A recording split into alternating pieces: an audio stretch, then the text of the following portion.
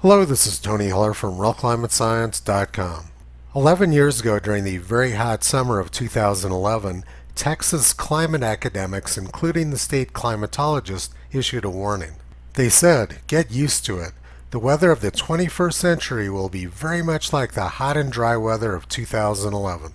And a few weeks later, Texas ran short of electricity. The Texas grid was heavily reliant on wind power, and the wind wasn't blowing.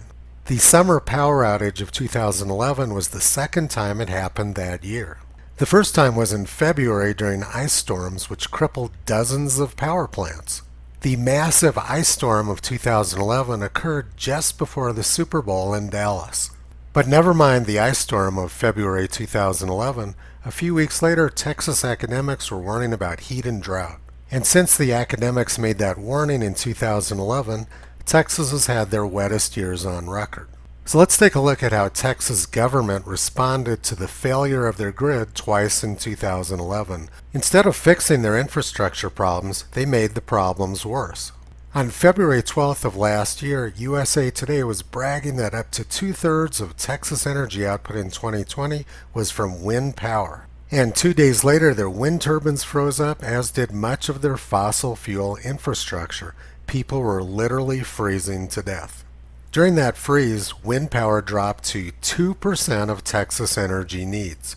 The Texas government gave in to the propaganda. They relied too heavily on wind power and didn't prepare their fossil fuel infrastructure for the cold. The Texas government didn't seem to learn anything, and the academics didn't either. 2 weeks ago, the same academics who had predicted Texas would be hot and dry for the rest of the century said December 2021 was the hottest on record in Texas. Most people in the northern hemisphere don't think of December as being a hot month. Let's take a look at the data. The average afternoon temperature in Texas during December last year was 72 degrees, which was the warmest on record. And the percentage of days over 70 degrees was also the highest on record. But December wasn't a hot month in Texas. The percent of days above 90 degrees Fahrenheit was much lower than many other years. This graph shows the peak December temperature in Texas for every year since 1895. The hottest December temperature ever recorded in Texas was 98 degrees in 1921. The hottest December temperature last year was 92 degrees. There have been many Decembers in Texas with hotter temperatures than were recorded last month. During December 1921, Texas recorded 7 days over 90 degrees Fahrenheit, compared with 2 days a century later in 2021. The difference was that in 1921, the hot weather was interspersed with cold weather. But Texas had very little cold weather last month. The lowest maximum temperature recorded in Texas last month was only 29 degrees. Texas had a very mild December 2021. They didn't have a lot of hot weather, and they didn't have a lot of cold weather either. Pleasant weather doesn't kill anybody, but the very cold weather of February did. Describing December 2021 as being hot is propaganda, not science or climatology. For the entire year, the average Texas temperature in 2021 was 66 degrees, which was just about average since 1895. The hottest year in Texas was 100 years earlier in 1921, which was also the year with the hottest December temperature.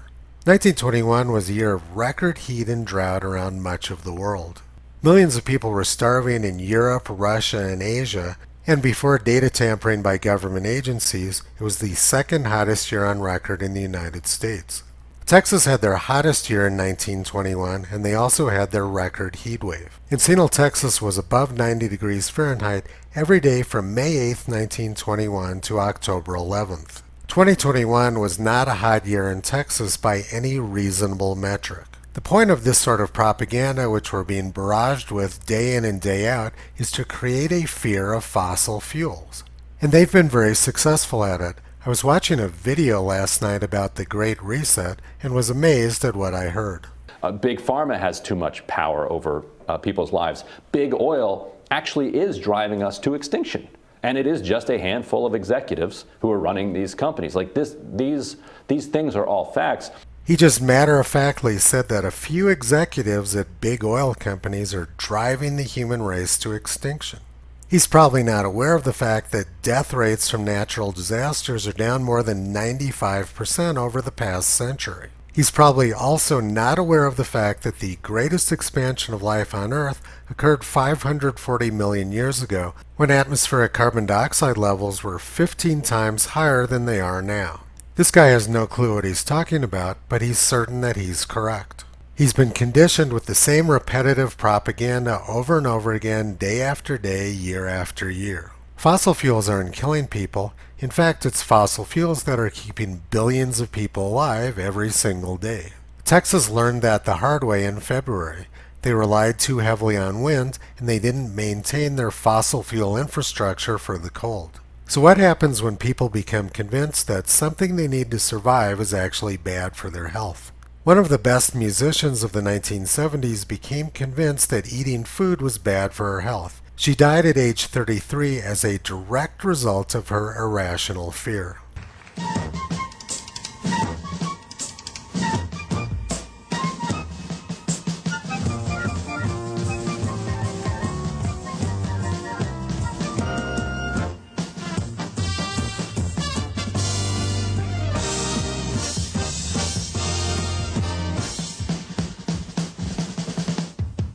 Karen Carpenter died 6 years later of heart failure because she was conditioned to believe that something she needed to survive was bad for her health. But running short of energy can kill people much faster than that, sometimes in just a matter of 1 or 2 hours.